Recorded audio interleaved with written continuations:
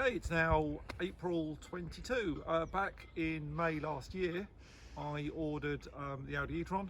It's a 55 SUV version, just the Technic, bottom of the range, but with a few optional extras on it. I've now had it for 7 months, covered just over 10,000 miles.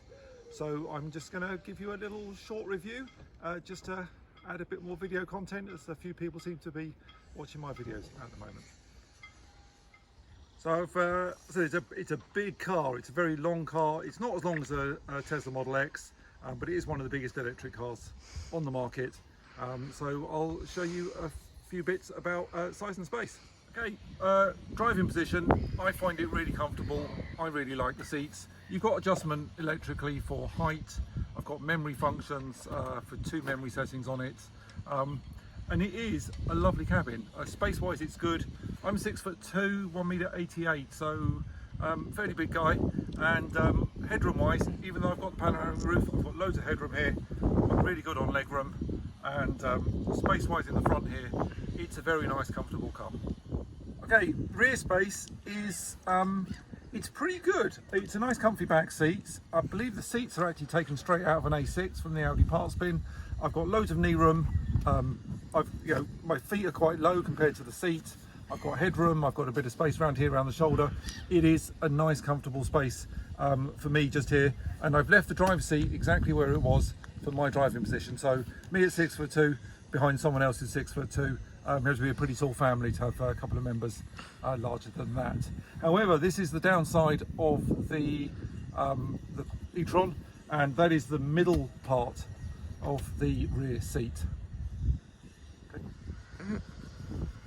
So the middle position is it's reasonably comfortable. The seat base cushion is nice. The back is firm because I've got the armrest in there. And although the transmission tunnel, which is kind of a carryover from the fossil fuel versions, it's quite low, it's quite flat. They put this centre console coming an awfully long way back into the car. I can't get my big feet right in front of me. I have to go foot over the side. And it really is such a waste, because there's no reason for this centre console to be so long. My elbow goes kind of way forward of this. It's got some air conditioning features in it. It's got 4-zone air conditioning on this one as an option. So I've got a little touchscreen back here and a 12-volt power supply, but there's no USB back here for the kids' devices. And really, there's no reason for this to invade in the cabin space so much. You get a Q4, you get loads of room here.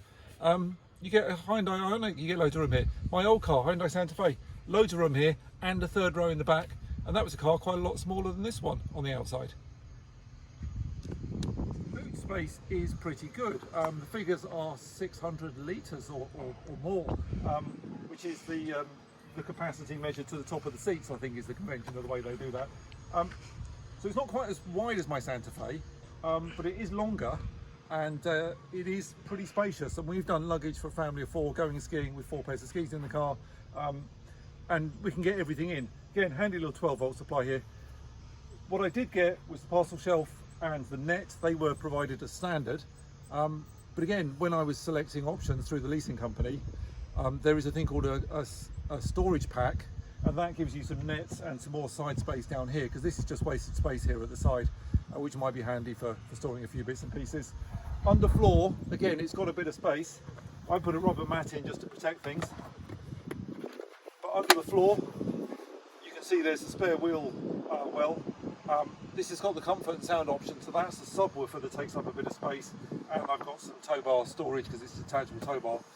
But down here, I've got quite a deep well that you can get, 2 or 3 cases of wine in there, I reckon, without too much difficulty.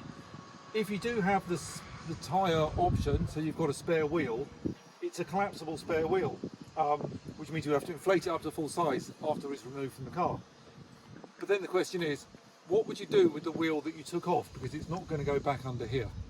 Another nice touch on this that you only really find, I think, on the iX, the Mercury QC and the Jag, but not many other cars, is a 40-20-40 split rear seat. So I've got the option, just with a handy lever, knocking the seats down. But if I want to just drop the middle bit down, because I'm loading in fishing rods, skis, maybe golf gear, something like that, anything long, trip to the DIY shop, it is very handy to be able to load that through and give both the kids full size rear seat with plenty of space. Like some electric cars, but not all, this does have a little bit of storage under the bonnet, because this is an enormously long bonnet. I think it's designed around an engine that goes that way rather than transverse across the car. So there's a bit of spare space under here. Audi have managed to get a lot of the electronics in, the charger modules and various other bits and pieces in. But there is a little bit of a frunk. As you can see, I am ridiculously loaded up here because it's not been touched since we just got back from our last trip across France for skiing. So I have got lots of bits and pieces in here, like the high-vis jackets and de-icing gear and my charging cables and adapters and all sorts of other stuff. But there's a reasonable amount of space in here. And again, we have tested this: 2 bottles of wine, sorry, 2 cases of wine, 2 bottles of spirits, and a charging cable.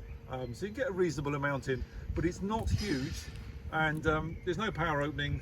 It's a little bit fiddly to latch, but it's handy to have the space. There is a false floor on this. Below the floor is the jack and the sealant kit and the locking wheel nut.